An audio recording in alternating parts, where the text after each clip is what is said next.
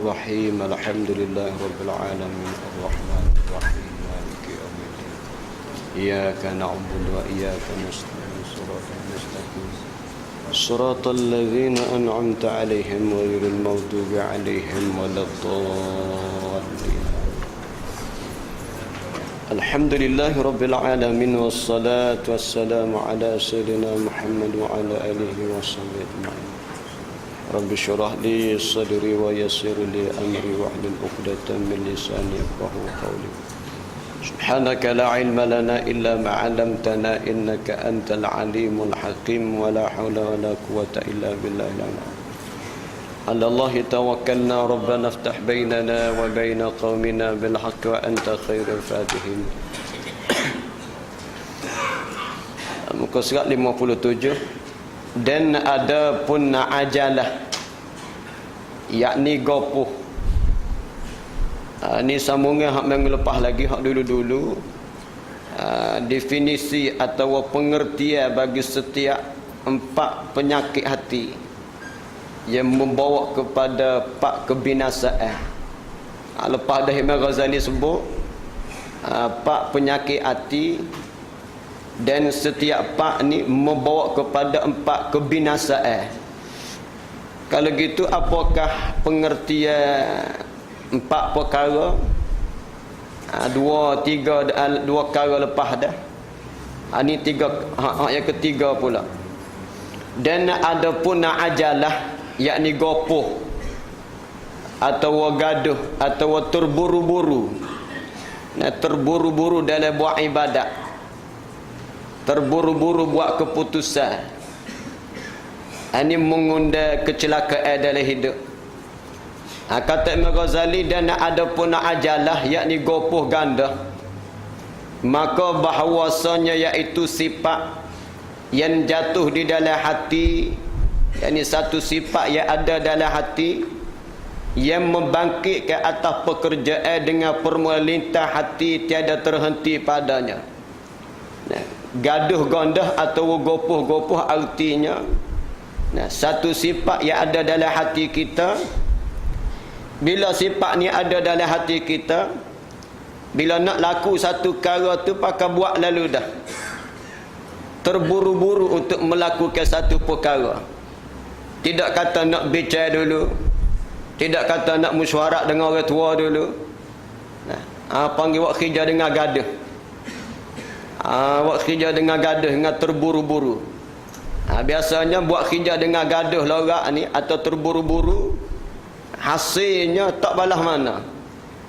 Kadang-kadang tak dapat hasil pada. Kalau boleh hasil pun tak balas mana. Itu sama ada dalam kehidupan atau untuk ibadat. Jadi sifat gaduh artinya satu sifat yang jatuh dalam hati, yang membangkit atas pekerjaan dengan permulaan lintas di hati, tiada terhenti padanya. Telitah tu gak pakai nak buat selalu dah, tak kaji selidik dan melihat daripadanya tanpa usul periksa, pakai terus lalu dah. Kalau nak berumah tangga, nak bini gak jumpa tina tu rasa kenal lalu dah. Jumpa tegak pakai wici tu ni tengah jalan lalu dah ni. Tidak kata nak pergi jumpa orang tua dulu, bincang dengan orang tua di rumah dulu. Apa tu gak siasat agama setara mana, keturunan baik ke, keturunan kurang baik, pakai gaduh lalu dah. Ini kebiasaannya, hasil tak apa molek ujung tu. Tetapi bersegera, yakni bahkan bersegeralah pada mengikut akal dia, akal pekerjaan tu. Pakai buat kerja lalu dah, tanpa usul periksa, tanpa kaji selidik, tanpa bincang, tanpa mesyuarat. Sedangkan dalam agama kita, satu-satu perkara disuruh mesyuarat dulu. Sama ada nak mendiri rumah tangga, kena mesyuarat. Nak beli sesuatu pun kena mesyuarat. Sepatutnya gitulah, dan itulah ajaran Rasulullah sallallahu alaihi wasallam. Setiap perkara dahulukan dengan mesyuarat, bincang. Paling kurang mesyuarat 2 orang atau selebihnya, dan mengamalkan dengan dia. Dan lawan bagi gaduh ni al-inaah. Al-inaah yakni berlambatan. Gapo dia berlambatan? Dia iaitu berlambatan yakni ia datang atas yakni sifat. Yang tak erti sifat ni bahasa kita agak dah. Kelakuan hati. Ia datang atas yang membangkitkan dia atas memeliharakan di dalam segala pekerjaan. Jadi berlambatan ni lawan bagi gaduh. Gaduh lawan dianya lambat. Gaduh gondah lawannya berlambat-lambatan. Slow, beraluh, beringat. Ini panggil sifat bagi gopoh. Lawan bagi gopoh. Dan meniliklah ia padanya pada sesuatu pekerjaan, dan perlahan-lahan pada mengikut akal dia dan amal dengan dia. Dan inilah hak dipujinya. Jadi Imam Ghazali nak ayat kepada kitanya, satu-satu perkara ni, sama ada perkara berkait dengan ibadat, kita kena kaji selidik dulu satu-satu tu. Jangan gaduh buat keputusan. Kemudian kena tengok dulu sesuai ke tak sesuai.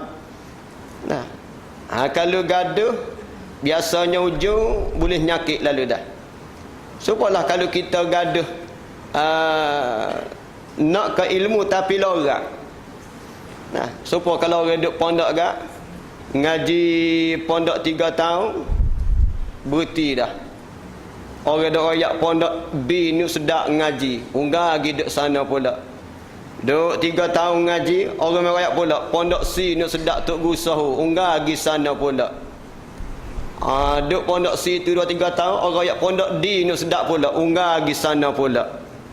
Akhirnya habis masa gitu, ilmu tak dapat, hak ngaji pun tak boleh nak pegang. Panggil gaduh nak pindah daripada satu tempat kepada satu tempat. Gitu juga kita mengaji malam-malam dengan ustaz masjid dengan masjid. Kita ngaji dengan satu orang ustaz 4-5 bulan, ngaji 2-3-4-5 bulan. Mari saya cerita, oh ustaz nu sedap ngajar masjid sikit-sikit. Kita pun tinggal ustaz kita duk ngaji 4-5 bulan ni, pergi mengadap ustaz nu pula. Duk 2-3-4 bulan, mari saya cerita, oh ustaz nu sedap nu soho dengan ngajar malam-malam pak tangga. Adalah tangga 2-3 orangnya. Nah. Orang pergi sana pula, tinggal ni pula. Nah. Jadi dak main gitu ada 5 bulan tinggal pergi cari ustaz B pula. Ngaji 4-5 bulan, mari orang lain royak ustaz nu dah tinggal pula. Ada sebentar-sebentar gitu. Maka kalau perangai balas ni ilmu tak dapat. Nah. Bahkan kadang-kadang keberkatan pun terlepas. Nah. Sedangkan masa nak dapat ilmu tu perlu kepada masa yang banyak. Nah, masa nak dapat ilmu perlu kepada masa yang banyak. Dan satu-satu guru hak yang kita pegang tu kena istiqamah. Kadang-kadang setahun, 2 tahun, 3 tahun. Bila kita ikhlas dan istiqamah, insya-Allah lama kelamaan Allah Taala akan buka ilmu kepada kita. Nah, itu kena sabar. Jangan gaduh, jangan lorak. Nah, biasanya kalau kita tengok budak-budak yang gaduh, sama ada hak jenis duk pondok ke, hak jenis ngaji masjid ke, kalau gaduh nak pindah, akhirnya ilmu pun tak dapat. Hak dah mengaji dah pun nak pegang tak boleh, bahkan kitab tak tahu duk pas mana dah. Nah, takut kitab pun jadi kecuk habis dah, jadi pudar habis dah. Nah, jadi hancur dengan gitu, tak tahu duk kata riti. Akhirnya al-ajalah, gaduh lah. Sebab tu kita nak pindah daripada satu guru ke satu guru, kita kena kaji selidik dulu. Bapa kita nak pindah ni atas dasar gapo? Atas dasar nafsu ke? Atau atas dasar kita tak faham lah ustaz tu ngajar. Tak faham, tak boleh nak pegang, tak faham sungguh. Barulah kita boleh berpindah. Kalau semata-mata kita pindah kerana demo duk merayak hak nu sedap, kita pergi, patut mari orang lain pula royak hak nu sedap, kita tengah pergi pula. Tu saja belakalah. Supaya juga kita berzikir. Katalah kita amal satu-satu zikir. Kemudian bila kita dek zikir setahun 2 tahun, orang zikir baru pula. Kita tinggal zikir lama, ambil zikir baru pula. Kerana orang mau kat zikir ni kalau amal 2-3 bulan agak kesal lalu dah. Kita pun tinggal hak lama, buat hak baru pula. Buat hak baru ni tak ada kesal apa. Mari orang tahu hak baru pula. Terima pula, tinggal hak kedua, amal hak 3 pula. Akhirnya lucu gitu jah belakangnya. Dia tak boleh. Dalam kita wa amal ni dia kena dia ada step-step dia ni. Kena jangan gaduh. Nah. Pandailah Tuhan nak letak kita tu. Nah, bila kita sabar, kita istiqamah, kita ikhlas, kita mengharap Allah, mengharap daripada Allah Taala, biar Allah Taala susun pengajian kita. Biar Allah Taala sendiri ia mengalih ibadat kita tu. Nah, biar Tuhan sendiri angkat kedudukan ibadat kita. Jangan kita yang mengangkat ibadat kita. Buat sejenis puas, tinggal buat hal lain pula. Buat sejenis puas, tinggal hal lain pula. Akhirnya tinggal belakang lama-lama. Itu jangan gaduh, jangan ajalah, jangan ada gaduh. Apa yang perlu kita buat dalam hati kita itulah lemah lembut. Lemah lembut atau berlambat. Sabarlah kita dengan amal ibadat. Sabar untuk nak dapat hasil daripada Allah. Sabar untuk nak dapat ilmu bila kita mengaji ilmu. Dan ada pun tawakuf, yakni terhenti, maka lawannya ta'assuf. Tawakuf artinya berhenti, maka lawan bagi terhenti itu ta'assuf, yakni mempayahkan dia. Kata Syekh rahimahullah, siapa dia namanya, iaitulah Abu Bakar Al-Waraq. Syekh kami namanya Abu Bakar Al-Waraqi rahimahullahu ta'ala, mudah-mudahan Allah Ta'ala memberi rahmat kepadanya. Maka adalah paraknya, yakni perbezaan antara berlambatan dan tawakuf. Bahawasanya tawakuf dahulu daripada masuk di dalam pekerjaan hingga menuntutlah baginya ia cerdik, hingga tutuplah baginya ia cerdik. Tawakuf artinya sebelum kita nak masuk satu-satu pekerjaan, kita kena berhenti dulu. Berhenti maknanya kaji tilik, selidik dulu. Jangan tergesa-gesa untuk menerima. Sepalah kita nak mengaji, kita nak berguru, kita kena siasat dulu latar belakang guru tu. Guru kita nak ngaji ni faham ikut mana? Kalau dari segi akidah ahli sunnah wal jamaah ke tak? Lepas tu dari segi mazhab mana? Mazhab Syafi'i ke, mazhab Maliki, Hambali ke? Kalau nak pakai mazhab lain daripada Syafi'i, sesuai ke tak sesuai dengan tempat kita? Yang mana tempat kita ni mengamalkan Syafi'i. Kalau timbul balah, timbul kelidah sama kita, tak ada pasal baik kita ngaji hak Syafi'i, sama-sama betul belaka pak mazhab tu. Itu kena kaji sebelum kita buat keputusan untuk berguru dengan satu-satu orang.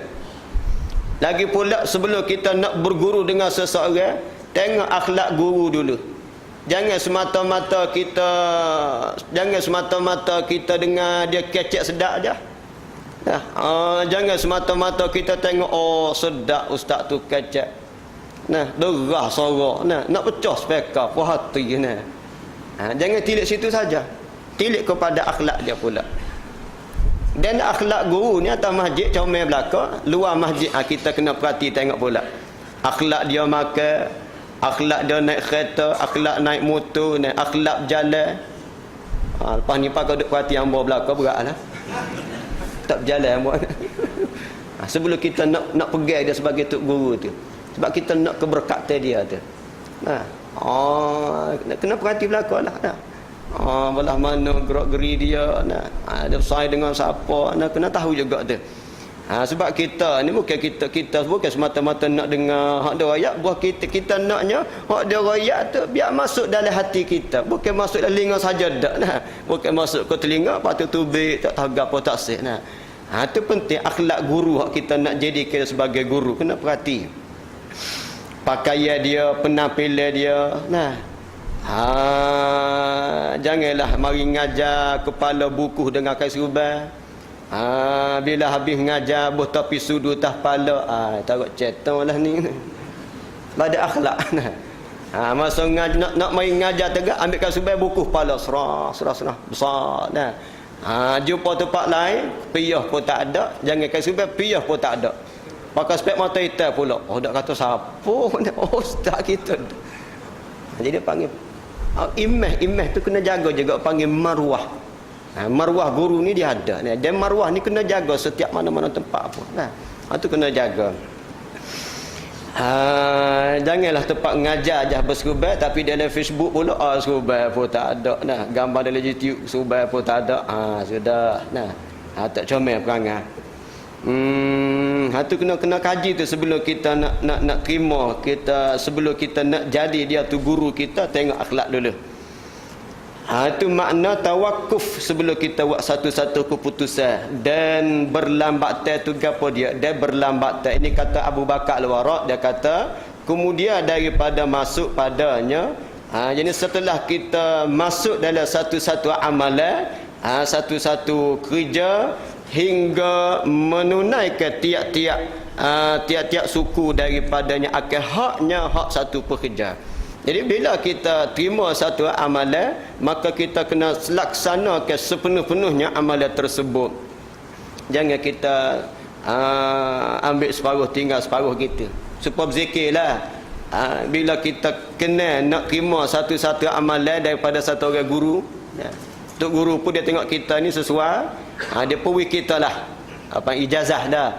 Tok guru kata, awak berzikirlah pagi petang, pagi 100, petang 100. Gapo dia? La ilaha illallah. Bukan payah pun. Tok guru suruh buat 100 pagi petang, kita pergi buat 70 je. Tak jadi kerja juga tu.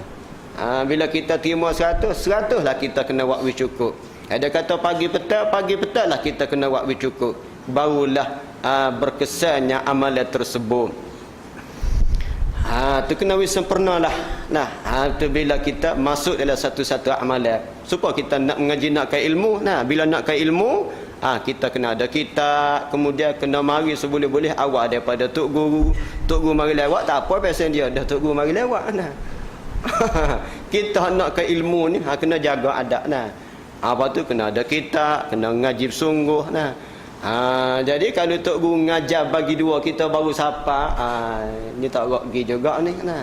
Pahala tu boleh, tapi dari segi berkesan atau ilmu nak singgah di hati tu payahlah. Sebab kita sendiri tidak menjaga adab-adab guru tu. Kemudiannya maka yang mendahulukan bagi berlambatan itu menyebutkan, yakni teringat jalan kebinasaan di dalam segala perkara yang melantarkan manusia. Melantar bahasa kita yang mendatangkan manusia dan bagai kebinasaan yang ditakutkan padanya pada segala pekerjaan, dan menyebutkan barang yang di dalam ketetapannya. Kita kena ingat pula di hati kita bila kita gaduh melakukan satu-satu amalan, kebanyakannya tidak berkesan amalan tersebut. Bila amalan tak berkesan, maka tidak berubah akhlak kita. Dan daripada tilik sejahtera dan barang yang di dalam ta'assuf, yakni mempayahkan dan menuntutkan segera daripada cerca dan menyesal. Dan ini dan umpamanya lagi daripada barang yang membangkitkan atasnya berlambatan dan terhenti melihat di dalam segala pekerjaannya. Itu jangan gaduh. Setiap amalan kita buat dengan hati tenang. Jangan buat dengan gaduh. Bila gaduh tak sempurna. Semaya ni kalau gaduh tak sempurna. Supaya juga kita semaya Jumaat, kalau tak cepat lajak tak sempurna kita sebagai makmum. Bulan puasa pun sama juga, tak terawih cepatlah nyak baca, tak puas hati kita semaya. Dahlah terawih setahun sekali nyak cepat pula dah. Hak mana belaga dengan takmir cepat tu nafsu dah tu. Mana-mana makmum yang belagangi dengan takmir cepat berarti dia nafsu dah tu. Bukan Ramadhani dah, nafsiyun dah tu, nafsu dah tu. Orang yang buat ibadat dengan kesedaran, dia tak jenis takmir cepat. Bila cepat nak baca tahah pun tak ada nak habis. Waladhdallin tu rokok bela-bela dah kejar. Tak bila nak sah semaya. Waladhdallin tu rokok bela-bela dah. Luput syarat fiqh pula situ. Tu kita nak sederhana asalkan sempurna ibadat dia. Dan terhenti melihat di dalam segala pekerjaannya dan meneguhkan daripada bersegera, menegahkan daripada bersegera dan memayahkan diri. Wallahul waliyut taufiq wal asamah. Allah Ta'ala lah. Lalu tu Imam Ghazali dia sudah dengan satu doa, wallah, dan bermula Allah, waliyut taufiq, Allah lah yang memberi taufik. Taufik untuk melakukan ibadat. Ya boleh kita mengajar dengan taufik Allah. Boleh datang belajar pun dengan taufik Allah. Kita masuk dalam satu-satu ibadat pun dengan taufik Allah. Kita boleh pegang satu-satu amalan zikir pun dengan taufik Allah. Kesemuanya dengan taufik Allah. Bukan dengan kekuatan diri kita dak. Bukan dengan sebab ilmu kita banyak dak. Bukan dengan sebab gelaran-gelaran orang panggil tu ustaz dak, dengan taufik belaka. Ustaz buat amal pun dengan taufik. Tok guru buat amal pun dengan taufik. Bukan para nabi pun buat ibadat dengan taufik Allah belaka. Dan ada pun takabur pula. Gapo dia kah pengertian takabur?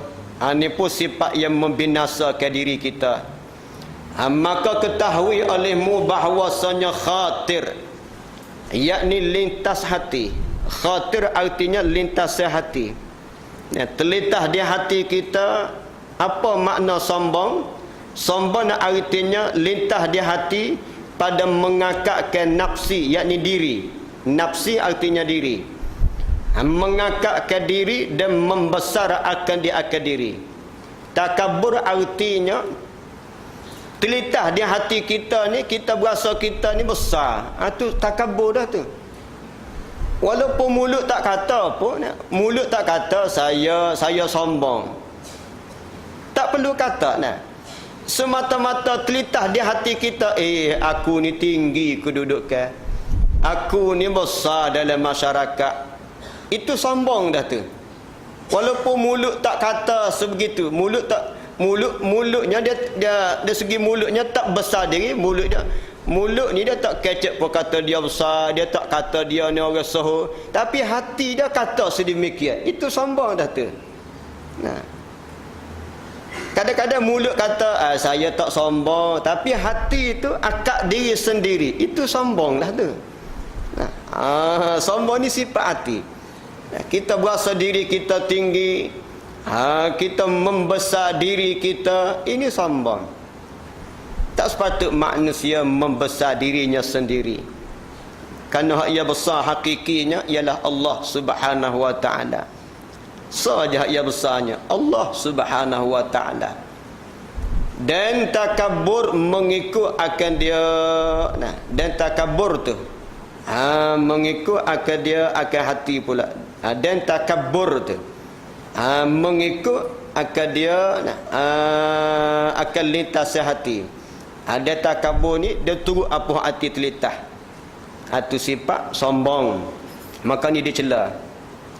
Walaupun mulut tak pernah kecek kata dia ni orang besar, walaupun orang tak kata dia ni orang besar, tapi hati berkata dirinya besar, hati mengangkat dirinya sendiri, itulah sombong namanya.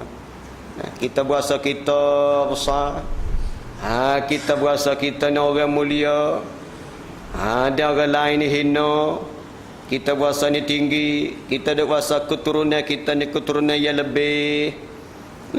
Oleh kerana ada gelaran-gelaran ni kita berasa kita lebih. Orang yang tak ada gelaran tu lekeh hina, itu sombong lah dalam diri tu. Dan do'ah yakni lawan takabur. Ini hak dipuji ni. Dan do'ah yakni lawan takabur. Gapo dia do'ah? Mengkecilkan dirinya, diri seseorang. Iaitu do'ah ni terlintas hati pada merendahkan diri dan mengkurai akan diri. Jadi do'ah ni satu sifat. Siapa-siapa yang ada sifat merendah diri dan menguraikan diri, inilah sifat tawaduk namanya. Dan tawaduk itu mengikut akan dia akan terlintas di hati dia. Jadi baiklah, sombong lawannya merendah diri. Takabur lawannya tawaduk. Tawaduk ni sifat mahmudah. Takabur ni sifat mazmumah. Takabur artinya membesar diri sendiri. Orang lain tak akak pun dia akak dah. Itu sombong namanya. Adapun tawaduk iaitulah dia merendahkan diri sendiri. Dan dia berasa diri dia ni sangat kurang. Segala-galanya berasa kurang sama. Sebab itulah orang yang Allah Ta'ala beri sifat tawaduk ni ke, maka tawaduknya sentiasa terserlah. Nah, orang yang Allah Ta'ala beri sifat tawaduk, maka sifat tawaduknya sentiasa terserlah pada kata-katanya, kelakuannya, pakaiannya, perjalanannya. Jadi orang yang Allah Ta'ala beri sifat tawaduk di hatinya, sentiasa tertunjuklah sifat tawaduk dia tu. Walaupun dia ada kereta mewah apa, tapi Allah kecek agak slow. Nah, walaupun dia kaya raya, tetap juga terserlah sifat tawaduknya. Walaupun dia ada rumah mewah, rumah besar, tetap terserlah sifat tawaduk dia. Walaupun dia ada pakat begia, tetap terserlah tawaduknya. Ini orang yang tuhawi sifat tawaduk dalam hati. Nah, walaupun dia ada kereta mewah, orang lain tak boleh pakai setara dia, tapi dia boleh pakai. Nah, tapi cara dia kecek ke Allah, rendah hati. Nah, pakaian dia pun rendah je. Dia jumpa dengan kita pun Allah salam lembut, kecek pelembut, kecek mengalah, kecek slow. Nah, kecek tu gak tak apa panggil, kecek tak menunjuk-nunjuk. Begitulah. Nah, walaupun dia ada rumah mewah pun, kalau kita pergi jalan rumah dia gak nyalaya Allah. Nah, sebab itulah orang yang Allah Ta'ala beri sifat tawaduk ni, kita jadi suka nak bersaing dengan dia dan malu kepadanya. Ada pun orang sombong ni, orang yang sombong ni, kita tak malu ke dia, cuma takut. Tu sifat orang sombong ni. Jadi orang yang ada sifat sombong ni, kita tak malu kepada orang sombong, cuma jadi merasa takut. Takut nak masuk dekat, takut nak jumpa, takut nak pergi minta sesuatu. Ada pun orang tawaduk ni, kita malu nah. Malu no, nak masuk nah. Tapi tak takut, hanya malu je. Allah malu nak minta dengan dia tu. Nah, takut tak takut nah, malu. Sebabnya tawaduk dia tu tinggi sangat, sampai kita malu nak minta sesuatu dengan dia. Nah, ada pun orang sombong ni, kita tak malu tapi takut nak minta sesuatu sebab dia bekal. Nah, dia tu kalau tak kena kecek, jaganya tak wi tu. Sebab sombong. Dia tu tak kena lagu tu, katuk pitu ping kemah ming, tak saing dah mu seminggu nah. Atau orang sombong dah. Orang sombong ni kalau kecek tak kena lagu, tak lihat kita nak gapo ni. Sebab itulah orang sombong ni, jadi manusia ramai jadi pertamanya jadi takut keperangan sebab dia sombong. Yang keduanya, dalam hati kecil kita ni benci kepada orang sombong. Malu, kita tak dengan orang sombong kita tak malu nah. Biasanya Tuhan cabut sifat malu orang ramai kepada orang sombong. Ada pun orang tawaduk ni kita malu. Malunya nak pergi rumah dia tu tawaduk sungguh Allah. Nyalaya kita tu ke Allah. Nah. Walah dia orang besar. Nah. Ni orang tawaduk. Jadi kita malu, patah hati, panggil patah hati lah Allah ni. Nah, dan kita pun seronok saing dengan orang tawaduk. Bila orang kaya yang tawaduk, Allah seronoknya kita masuk rapat. Nah, malu nak saing. Nah. Rendah hatinya dia. Nah, ni hebatlah. Orang yang tahu sifat tawaduk memang hebat sungguhlah. Nah. Itu satu anugerah besar yang Allah Ta'ala beri kita, sifat tawaduk tu. Itu hak Tuhan beri. Lepas tu dari segi kita usahalah untuk nak dapat tawaduk tu. Dari segi usaha, kita berusaha untuk dapat sifat tawaduk. Kemudian dapat ke tak dapat itu hak Allah Ta'ala beri kepada kita.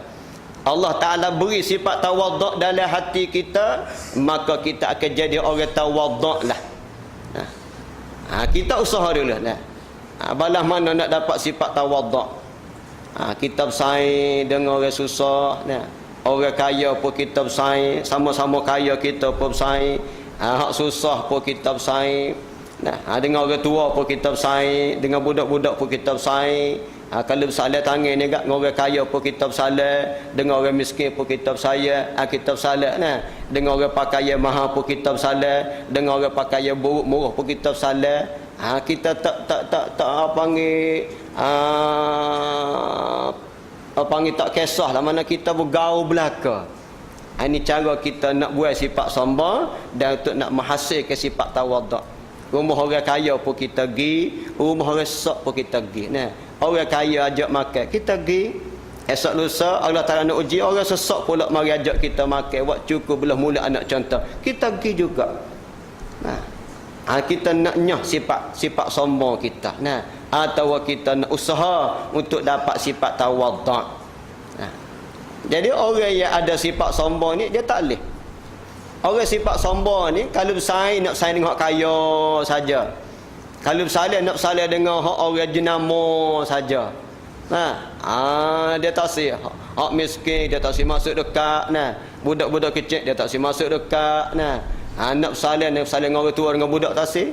Sedangkan Nabi tengok dengan orang kaya pun dia bersaing, dengan orang miskin pun dia bersaing, dengan orang tua pun dia bersaing, dengan budak-budak pun dia bersalah. Kadang-kadang dia ke dia dulu daripada orang lain. Itu sifat tawaduk Nabi. Tu kena buat gitu. Cara kita nak nyah sifat-sifat sombong. Kita nak buat sombong daripada diri dan kita nak bubuh tawaduk dalam diri. Sebab tu Imam Bukhari rahimahullah, pengarang bagi Sahih Bukhari, mengikut ceritanya Imam Bukhari ni lepas mengajar hadis, kadang-kadang habis tolong hadis gapo ni, ada pergi cari tandas, basuh tandasnya. Satu orang tu Imam Bukhari ni tu guru besar dalam bab hadis sahih lah. Sebut hadis Bukhari gak lepas Quran tu gak hadis Bukhari lah. Tu sahihnya. Walaupun begitu kedudukan dia satu orang guru yang besar, sudah mengajar apa, dia pergi tempat-tempat seperti tandas, dia sendiri buat hijau dalam tandas. Basuh bekas orang kecil, dia cuci. Tujuan dia nya nak ambil sifat tawaduk duduk dalam hati. Nak letak tawaduk dalam hati. Sebab tidak semestinya berilmu ada tawaduk. Bukanlah bila ustaz agak tawaduk belakang dak. Bukanlah bila alim agak tawaduk belakang dak. Ramai orang alim tapi tak ada sifat tawaduk. Ramai orang ustaz tak ada sifat tawaduk. Ramai orang buat ibadat tapi tak ada sifat tawaduk. Masa ibadat je nampak tawaduk, lepas ibadat Allah sombong lalu dah. Masa mengajar je nampak tawaduk, lepas mengajar sombong lalu dah. Sebab sifat hati dengan ilmu ni bukan benda yang berlaziman dah. Kena usaha suku pula bagi hati ni. Kena usaha suku pula untuk nak dapat sifat tawaduk letak dalam hati kita ni. Makan sekali tak pilih yalah maksud tak pilih, maksudnya kali hidangan kita bersama dengan budak-budak pun makan jugalah. Kali hidangan kita bersama dengan orang miskin pun kita makan jugalah. Kali hidangan kita tak sedap pun kita makan jugalah. Panggil tak pilih apa tu, nak bubuh sifat tawaduk dalam hati. Lama-lama jadi kebiasaan tawaduk. Itu satu kemuliaan dah. Sebab itulah orang yang tawaduk ni dia sedar nikmat hak Tuhan bagi dia ni daripada Allah Taala. Dia tak berasa pokok kekayaan ni usaha dia dak. Hanya asbab je saja.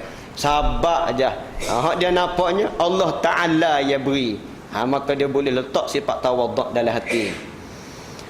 Maka orang yang tawaduk Allah Taala mengangkat darjat akak selalu dah.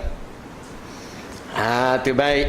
Tu tengok dia tawaduk itu mengikut akal dia, akal telitah di hati ni. Dan tiap-tiap satu pada keduanya ada kalanya amin bahasa kita gak hak yang bahasa untuk orang awam. Dan ada kalanya khasi, yakni orang khususiah. Maka tawaduk yang amin itu iaitulah dipadakan dengan kurang daripada pakaian. Yakni sederhana dalam bab pakaian. murah sangat pun dak, mahal sangat pun dak juga. Pakai ala qadar aja. Yang pentingnya ada pakaian. Yang pentingnya pakaian menutup aurat. Yang pentingnya pakaian suci untuk ibadat. Nah, ada segi mahal, murah, dia tak kisah, tak peduli hak tu. Dan tempat kediaman sederhana dengan kediaman. Nah, sederhana pun mengikut semasa lah. Kalau semasa 500,000, 500,000 lah. Tu nak guna dengan barang semasa mahal belaka dah. Bukan murah. Lagi ke menatai panda pun 25 juta. Jangan ke rumah biasa. Serba mahal belaka dah. Tu sederhana kediaman dia. Katalah kita ni pitih banyak mampu nak buat harga ratus-ratus juta pun mampu, tapi biarlah. Tu buat besar mahal pun akhirnya tinggal juga. Jangan ketinggal mati, kadang masa hidup ni pun tinggal dah. Kadang-kadang masa hidup ni pun tak sedar. Ramai orang-orang yang rumah besar akhirnya cari tempat kecil pada juga. Beli tegak kemai mahalnya, mewahnya. Akhirnya cari tempat kecil duduk. Berapa selesa tempat kecil weh. Sejuk, selesa. Tu hari gitu dah. Tu dunia baru kita boleh rasa dah. Tak sedar dah. Gak apa tak pejam mata rapat. Ada pejam mata rapat orang cetung atas bawah. Tu lagi-lagi tak siap habis dah lah. Tu dan kenderaan pun sederhana juga. Ini orang tawaduk. Dia mampu milik hak mewah, tapi biarlah. Hak sederhana jadilah. Sebab kalau qadar je untuk nak mari masjid, untuk nak pergi belajar, untuk nak pergi makan gola. Lepas tu kalau ada waris orang sakit, nak guna tu je. Bukan kata nak menunjuk-nunjuk, bukan nak berdaung atas jalan raya dak. Sekadar je. Ini orang yang tawaduk. Dan takabur pada lawannya, iaitulah mengangkat daripada yang demikian itu. Gapo yakni tiada memadakan dengan yang kurang. Orang yang hati sombong ni, kalau pakai agak nak hak mahal selalu dah. Nak hak berjenama. Kalau saya puji tu gak pergi belanja makan selalu. Celah tu ada sifat, ada nyakit sombong dah tu. Kalau saya kata murah, Allah nyajukah lalu. Tak tengok kau ni B aku beli saja 350. Bukan kata panjang atas sogo kau lupa tu. Sombong dah tu, cai dah tu. Ada tubik mulut dah tu. Hak duduk dalam tipah keluar dah. Dan iaitu orang sifat sombong ni, maksiat yang amat besar. Dosa besar sombong ni. Dan kesalahan yang amat azimah, yang amat besar. Azimah pun besar juga. Jadi kesimpulannya, sifat yang dipuji ialah tawaduk. Tawaduk artinya merendah diri. Lawannya takabur, yakni membesar diri. Maka ini sifat hati belaka. Tawaduk sifat hati, dan sombong pun sifat hati. Bukan mulut dak. Jadi kesimpulannya, usahalah kita untuk nak dapat sifat tawaduk. Dan kita pecahlah kalau ada sifat sombong dari hati. Jauhlah diri daripada sifat sombong. Tak untuk dunia pun tak untuk akhirat kita akan rugi. InsyaAllah akan datang kita sambung pula. Maka tawaduk yang khas itu mengajarkan nafsu. Wallahu a'lam. Bismillahirrahmanirrahim. Allahumma anfa'na bima 'allamtana wa 'allimna ma yanfa'una warzuqna ilma yanfa'una. Allahumma faqihna fid din wa 'allimna al-hikmata wa ta'wil walhamdulillah rabbil alamin. Lepas isyak ni ramai jemaah kita minta tulis semayajak untuk dia dah. Lepas isyak sama-samalah kita semayajak, minta Allah Ta'ala tunai hajat dia, ada hajat kita. Dan lepas isyak juga kita ada jamuan laksa.